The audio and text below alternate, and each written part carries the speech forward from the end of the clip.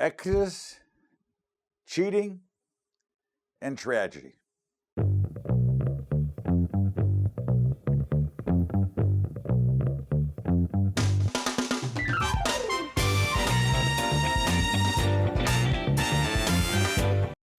What's up, everybody? Welcome aboard the Bubba's Daily Update. Todd Bubba Hordes with you. It is Sunday, March 17th, and we are with you with our weekly edition of Bubba's Bottom Line. And of course, a lot of things going on this week in markets, a lot of things going on everywhere else. But I think obviously the couple of tragedies that we have seen this week, starting with Boeing, and of course, Monday when you came into work last week, you saw that Boeing was having some problems, and there was another unfortunate tragedy of a plane crash. And as the week went on, different countries started to not allow Boeing not only to fly there, but to not even fly over. And of course, by the end of the week, as the stock had a very volatile week, moving 40 to 50 bucks back and forth and really causing havoc in the Dow, it looks like on Friday they came out with a solve to a software problem, and that seems to be what the case is. It seems to be a software problem, not a design in the plane problem. Now we'll see. Of course, the stock did recover, but it is a terrible tragedy, and hopefully we'll learn from it and they'll fix it. Again, obviously, air travel still being by far the safest method to travel. But of course, obviously, this put a big crink in your travel plans if you were traveling or stuck. And of course, probably fairly scary to want to get into one of these 730 Maxes. But in the meantime, I am sure they will solve it, and I'm sure that they will be the safest planes in the air.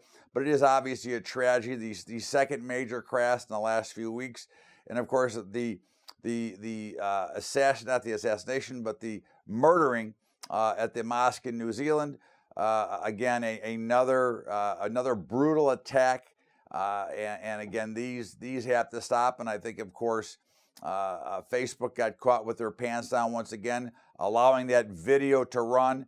I forget the exact time. It was either 17 seconds or 17 minutes, but it was totally filmed and videoed. And of course, not only is the shooting and the murders a tragedy, but the fact that Facebook allowed it to run is at least another problem. And it goes, these are things that do need to be resolved. And of course, Facebook does have some troubles. I still actually believe the stock is sound. I still own the stock, and I'm not getting out. Of course, I'm hedging it, so if it does get clocked, it's okay too. I don't mind.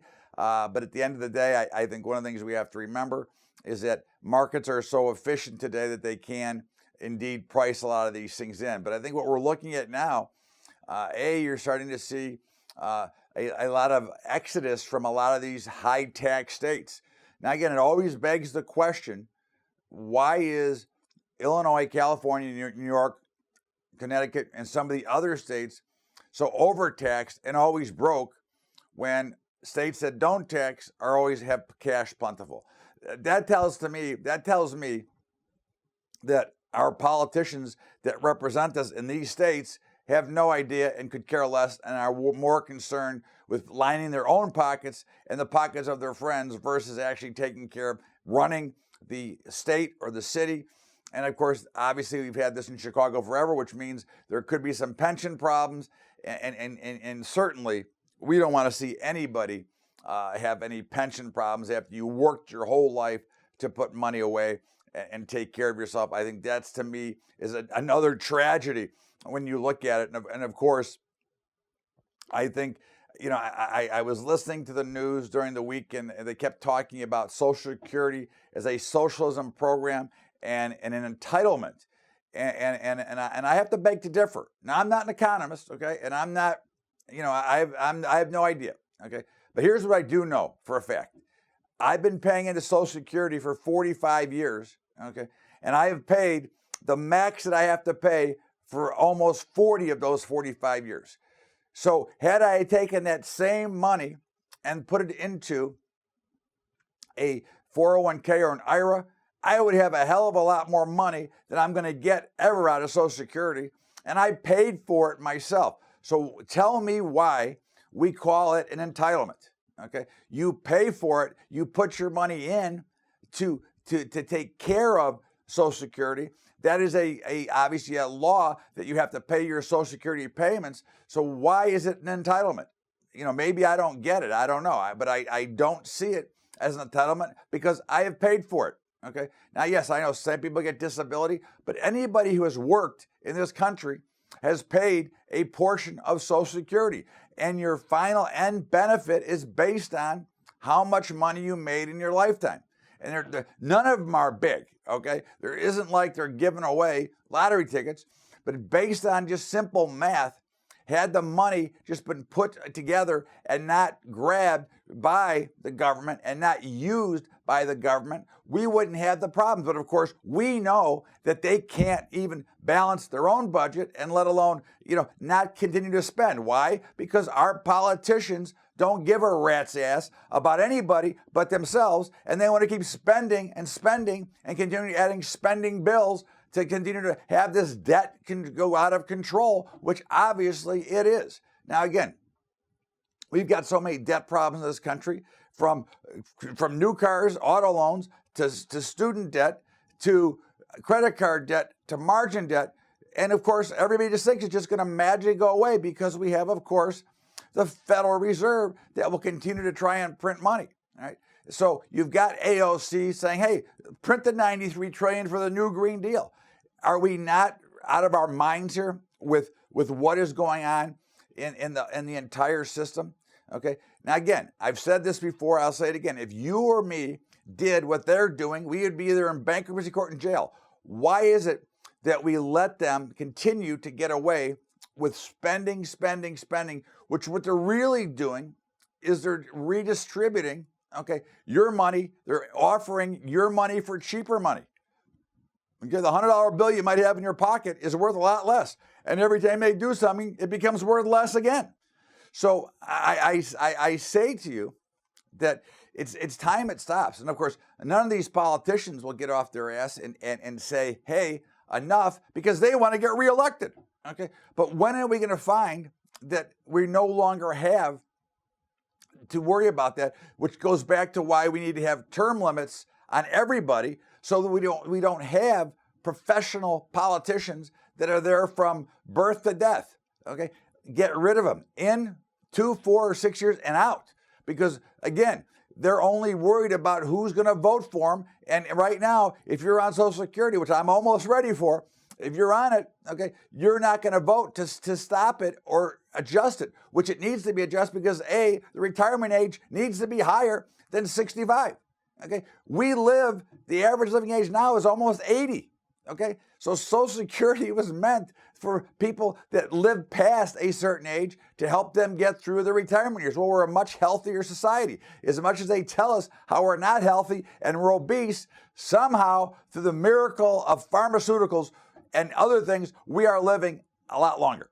So we need to take care of all this and vote these people out so that we can get people that come in and say, hey, that is really a problem. We need to solve this problem, because at the end of the day, if we don't solve it, it's going to turn us into a nation of the very minute few that are taking over, because everything else will have to be done through a socialist program. Okay, they're destroying the capitalistic markets. Okay, through their printing money, through every way that they have tried to eliminate small business forever.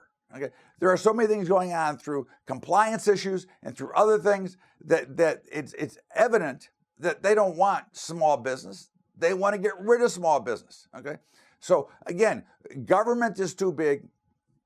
It needs to be reduced. It needs to be revamped. We need to go back to the way that it was actually written in the original Constitution, where the guys that would come in, and it was only guys, but guys and girls that would come in, serve a few years, and go back to the private sector. And enough of the professional politicians, the Bernie Sanders of the world, who wants nothing but socialism because, of course, he owns 3 houses, and all the other far left that want to give your money away and my money away to make everything equal, okay? Which takes away anybody's drive to want to create the next great thing, for very simple reasons, because why would I want to when they're going to take it away anyways? When they're going to tax me 70 or 80% on what I'm making, I don't want to make that much. Doesn't make sense. This is, again, the whole system at work. And of course, this comes back down to the political system, which is totally broken, out of control. And we've got to stop the debt. That's what it comes down to. We've got to stop the overspending. You know what? Maybe we should cut down on some of all these special programs and all these people that are scamming the system, sitting home, collecting welfare because they make more money by sitting home collecting welfare than they do going out and get a job. In the meantime, we've got obviously lots of jobs available, but of course, there's a crossover of who's trained for what type of job. But at the end of it, okay, this is obviously a lot of problem and a lot that has to be solved. And of course, our politicians in Washington are more concerned with trying to take President Trump out than they are at fixing what's wrong with America. They're more interested in taking away from us by taxes and putting more in than making America better, okay? So you got to give it, again, you like him or hate him, I don't care, okay? He is truly trying to rock the boat and make America better by bringing things to the people versus putting it in the government's pockets. And I think that's something that we all have to think about. Again, you don't have to like him, you don't have to be a Republican, okay? But you should appreciate the fact that that our current president is more down the center than anything else, okay? And really trying to make things work. So you can look at it again, whichever way you want, and you can send me letters and say, I'm an idiot, whatever, I'm wrong. Look, that's America. We're entitled to our opinion. And certainly, in the 62 years that I've been around, I've seen nothing change in politics for the better. I've only seen politics change for the worse, because it should be that both parties should be somewhere down the center with some issues that push them left or right. Anyways, we'll be back with more of Bubba's Bottom Line. Todd Bubba Horwitz right after the break. This is Bubba's Bottom Line with Todd Bubba Horwitz. What's up, everybody? Remember, hey, I've got some webinars in the can recorded. No time like now to get hedged or learn the futures market, and our futures portfolios are absolutely killing it. If you'd like to see a sample of the futures portfolios, I'll be happy to send you their status and their current workings for the last 2 years. You can see everything they've done. You can see the equity curve. You get a chance to look at it. All you got to do if you want to see that is email me at bubba@bubbatrading.com, as well as you can get the hedging and the futures webinar. And don't forget about our high school program, highschoolinvesting.com. If you want to help us out, go to Patreon, patreon.com/Bubba Trading. That's patreon.com/Bubba Trading. Now let's get back to Bubba's Bottom Line with me. Welcome back, everybody. This is Bubba's Bottom Line, Todd Bubba Horwitz, and of course, markets, no bad news, okay? And I think one of the things you have to learn when you're trading and when you're investing, okay, is that this is a perfect sign of a market that just wants to go higher. Again, we have said now going back to January 1st, we are not getting short this market. I may not like this market. I may think there's chances for it to go down. But in the meantime, there is no reason for me to want to short this market yet. There's no reason for me to be aggressive on either side of the market. So basically, it's what I say all the time. If you're an investor, you should be hedged. But even if you're not a hedged investor, you should be able to stay in the market through the duration, because at the end of the day, the new figures are now is the market goes up about 9% year over year, just not every year. So there's no reason to puke out. What you should be doing, instead of over-leveraging your position in the market, is investing money that you're not going to need tomorrow, that you're not going to need for the car payment or the mortgage, and then you can afford to stay in the market, okay? Quit trying to outguess or outsmart the markets, because, of course, the market's always right. And right now, they're telling us that they're in a dull market drift, and they're trying to figure out a way to go higher. And certainly, we're going to stay long, which we have been every week for the whole year, and not get out, because there's no reason to get out, okay? So I think this is something that, you have to look at. Now, again, we've ignored bad producer price. We've ignored some manufacturing data. We've ignored many other pieces of bad news, manufacturing declines, okay? So with weak stuff, weak GDP, weak jobs, yet the markets continue to turn higher. So it shows you alone that right now, for today and for the foreseeable future, that the markets don't care about the potential bad news. They will continue to try to churn higher. And at the end of the day, that is the simple bottom line, that the markets right now want to go higher. So we saw, okay, through the week, we saw gold, okay, test some support, and pop up again. Now, gold should remain in this consolidation level. I don't see any reason that will change anytime soon. I think it will continue to work its way up. Longer term, we think gold is going higher. This year, we think there's a chance to hit 1,400. But the first thing it's got to do is hold 1,280. Second thing it's got to do is get over 1,350. So, but right now, it's a wide range, and I think it's actually a little bit narrow. I would actually say 1,280 to 1,320. I'd be watching.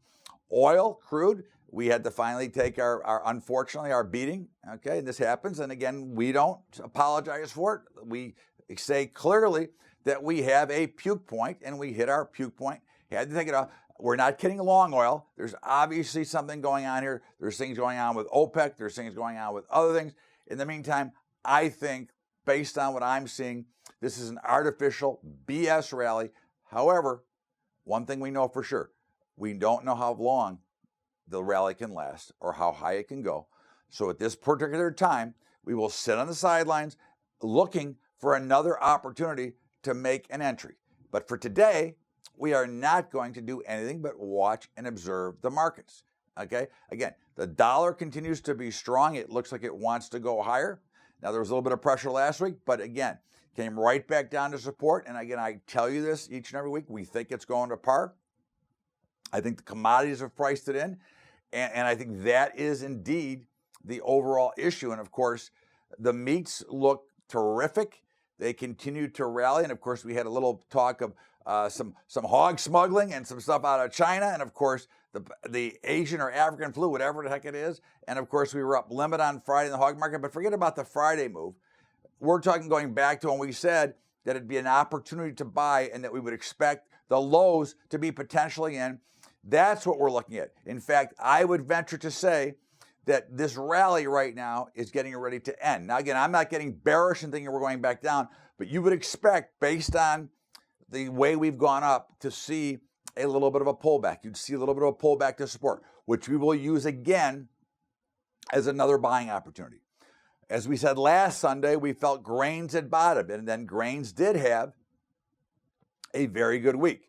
Okay. Of course, you've got right now a pretty good battle going on in the grain markets. You've got the hedge funds that are massively short these products versus those who think that they should be higher. Okay. So the battle is who's going to win the battle. And I think, as usually happens, based on the action that we're watching today, okay, is that the hedge funds are going to lose.